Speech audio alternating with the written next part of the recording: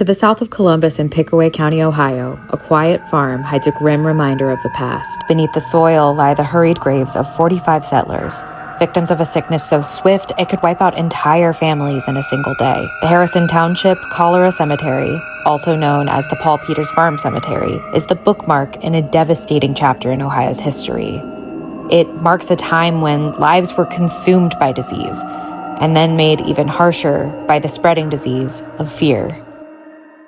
In 1804, this site was just a small family cemetery for a group of early settlers. The first two burials were a husband and wife, Thomas and Sarah Rennick, who mysteriously died on the same day. This burial site didn't fall into such a state of neglect until 1849, after a cholera outbreak sent 33 farmhands on the Rennick farm to their untimely deaths over the course of 48 hours. As this epidemic devastated Ohio, it led to mass graves, with bodies being poured into trenches.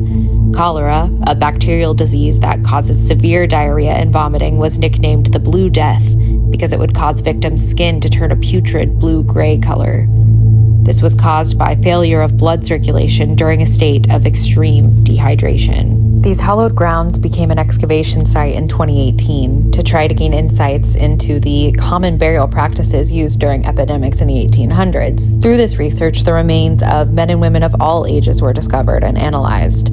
A 4-year-old boy was observed to be buried in 2 caskets stacked within each other, like some sort of twisted Russian nesting doll. This was a relatively common practice that was intended to prevent the disease from continuing to spread post-mortem. Locals have shared legends of a shadowy figure that's been seen walking around the edges of the cemetery, possibly continuing his work tending to the farm. Electronics have been known to stop working suddenly, and strange red lights have been seen floating above the graves of the forgotten. Do the souls of the dead remain, or is there something else lurking on Paul Peters Farm Cemetery?